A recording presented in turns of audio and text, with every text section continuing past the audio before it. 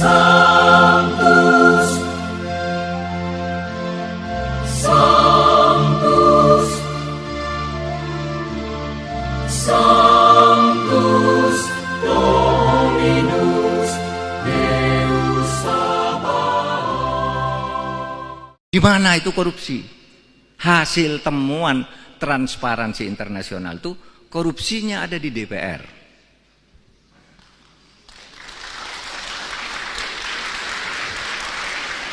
Tapi tidak termasuk Pak Parera. Jangan khawatir Pak. Kalau Bapak korupsi, saya tidak mau bersama-sama ke sini. Tapi karena Bapak bersih, sama-sama kita.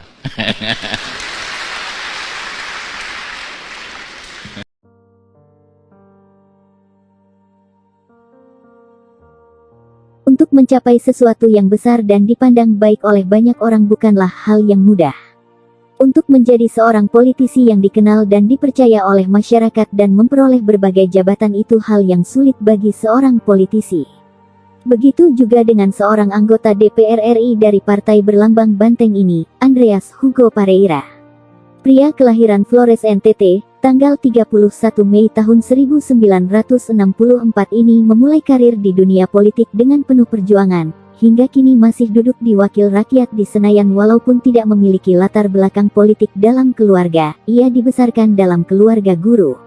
Andreas Hugo Pareira menjadi seorang politisi yang sangat dikenal di Indonesia. Ia merupakan salah satu sosok anggota DPR RI yang disebut oleh Profesor Mahfud MD atau Menko Polhukam bersih dari korupsi. Menurut Mahfud MD, DPR adalah tempat di mana terdapat banyak sekali praktek-praktek korupsi. Jadi untuk menjadi seorang politisi yang bersih dari korupsi adalah hal yang sangat susah bagi seorang anggota DPR. Dilahirkan di Maumere, Kabupaten Sika oleh ibunya bernama Priscilla da Silva dari kota Maumere dan ayahnya Jeremias Pareira dari kampung Sika. Ia sudah terbiasa dengan kehidupan di lingkungan pendidikan di rumahnya sejak kecil. Ia disekolahkan di Maumere di SD Katolik Maumere pada tahun 1970. Kebahagiaan di masa kecilnya sempat terganggu sejak ditinggal oleh ibunda yang sangat mencintai dan mengasihinya. Ia harus berduka ketika masih usia 9 tahun dan duduk di kelas 4 SD. Ia kemudian melanjutkan sekolah di SMP Seminari Yohanes 22 pada tahun 1976, sekolah dan asrama calon pastor di Kampung Lela, sekitar 24 km dari kota Maumere. Di seminari inilah Andreas belajar hidup mandiri dan disiplin mengikuti aturan di seminari. Andreas berencana setelah meninggalkan seminari Lela tahun 1979, ia tidak akan melanjutkan pendidikan ke seminari Mataloko, Ngada Bajawa. Ia ingin melanjutkan pendidikan ke tingkat SMA dan memilih untuk berangkat ke Jakarta untuk sekolah dan mencari pengalaman baru. Sehingga tahun 1979 atas restu sang ayah, Andreas mulai menjalani kehidupan di luar Pulau Flores yakni di Jakarta.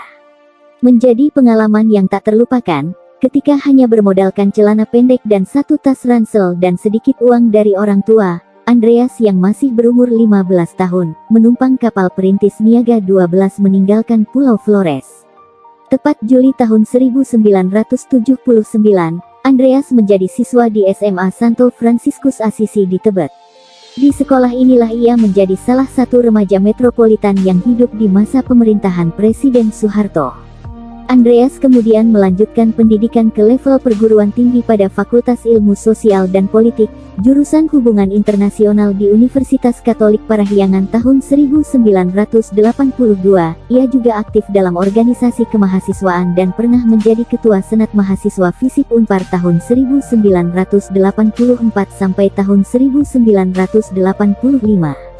Andreas juga aktif dalam organisasi Gerakan Mahasiswa Nasional atau GMIN, sejak tahun 1984 dan terus mengasah diri di luar mainstream politik yang dikuasai rezim Orde Baru. Sehingga tahun 1986, Andreas mendapatkan gelar Sarjana Ilmu Sosial dan Ilmu Politik di Universitas Katolik Parahyangan Bandung. Banyak pihak mendorong untuk Andreas melamar ke Kementerian Luar Negeri Republik Indonesia atau Kemlu RI, termasuk pamannya yang merupakan salah satu pejabat di kementerian di Jakarta, dan juga salah seorang tokoh nasional asal NTT, yakni Ben Mang Rengsai. Walaupun banyak pihak yang mendorongnya untuk melamar ke Kementerian Luar Negeri, Andreas tetap saja ingin memilih jalannya sendiri untuk tetap berada di luar pemerintahan Orde Baru. Sejak kecil ia sudah bercita-cita ke luar negeri untuk melihat dunia lebih jauh dan mencari pengalaman baru. Baginya memang bukan hal yang mudah untuk mewujudkan impian itu, ia juga menyadari keadaan orang tuanya tidak mungkin memfasilitasinya ke luar negeri. Untuk sekolah di Jakarta saja orang tuanya harus berhemat.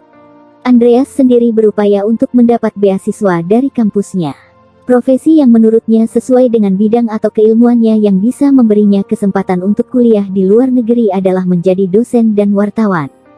Ia sempat menjadi penulis artikel di beberapa media dan pernah berkesempatan untuk ikut seleksi tes di Harian Kompas dan lulus. Namun ia lebih memilih untuk menjadi asisten dosen di alma maternya Universitas Katolik Parahyangan. Pada saat itu ia lulus secara bersamaan dengan diterima di Harian Kompas. Tahun 1992, Andreas mendapat beasiswa dari Katholischer Akademischer Ausländerdienst atau KAAD untuk kuliah di Jerman. Itu adalah yayasan yang didirikan oleh konsorsium para uskup Jerman. Yayasan itu seperti KWI atau Konferensi Wali Gereja Indonesia di Indonesia. Istrinya bernama Indrawati Pareira yang merupakan dosen di FISIP Universitas Parahyangan, sebelum ia dan istrinya berangkat ke Jerman pada tahun 1992. Istrinya memperoleh beasiswa dari KAAD untuk studi S2 di Universitas Konstanz, sedangkan Andreas belajar di Universitas Passau pada bidang studi Asia Tenggara. Januari tahun 1996, Andreas lulus ujian tesis dengan predikat yang memuaskan dan mendapat gelar MA atau Magister Artium, bidang politik di Asia Tenggara. Sekitar pertengahan tahun 1996, Andreas, istri dan putranya kembali ke Indonesia dan mengabdi kepada alma maternya di Universitas Parahyangan. Setelah di Indonesia, Andreas berkumpul lagi dengan rekan-rekannya sewaktu aktif di GMNI dan sepakat untuk mendukung penuh perjuangan Megawati dan bergabung dengan PDI Pro Mega Jawa Barat. Ia kemudian menjadi sekretaris Litbang DPD PDI Pro Mega Jawa Barat. Ia pun terlibat langsung dalam kegiatan partai hingga terpilih menjadi fungsionaris DPD PDI Pro Mega. Waktu terus berjalan dan Andreas Hugo Pareira pun terus mendapat kepercayaan hingga menjadi pembantu dekan bidang kemahasiswaan di kampus. Mengingat tahun 1998, Andreas Hugo Pareira memotori dan mengundang tokoh-tokoh politik pro-reformasi seperti Marsilang Simanjuntak dan Sabang Sirait untuk masuk ke kampusnya dan berorasi di hadapan mahasiswa yang siap turun aksi ke jalan. Setelah berakhir rezim Soeharto, Lah kembali menjalankan tugas dan pekerjaannya sebagai pembantu dekan di Universitas Parahyangan. Sementara aktivitasnya dalam politik, ia dipercaya menjadi sekretaris Papkuda atau Panitia Pemenangan Pemilu Daerah PDI Perjuangan Jawa Barat, di mana saat itu PDI Pro Mega sementara berproses menjadi PDI Perjuangan. Meski sudah menjadi bagian dari PDI Perjuangan, Andreas belum memutuskan untuk mencalonkan diri sebagai anggota legislatif dari daerah pemilihan Jawa Barat. Justru ia memilih mempersiapkan untuk melanjutkan studi ke Jerman pada April tahun 2000, untuk melanjutkan studi S3-nya di Jerman di Universitas Gießen, di bawah bimbingan Profesor Raimund Seidelman. Pertengahan Mei tahun 2003 Andreas menyelesaikan disertasinya tentang Asem Atai Asia Europe Meeting, yang kemudian diuji oleh profesor dari Universitas Gießen dan lulus dengan predikat cum laude atau sangat memuaskan. Setelah sukses meraih gelar doktor dalam bidang ilmu politik, dia kembali ke Indonesia pada Juli tahun 2003, sebelum pemilu 2004 dan melanjutkan perjuangannya di Partai PDI Perjuangan di Jawa Barat. Ia pun bertarung menjadi calon anggota legislatif pada pemilu 2004 mewakili daerah pemilihan Bogor. Ia pun tidak langsung terpilih, namun melalui mekanisme pergantian antar waktu, ia kemudian lolos ke Senayan mewakili rakyat Jawa Barat.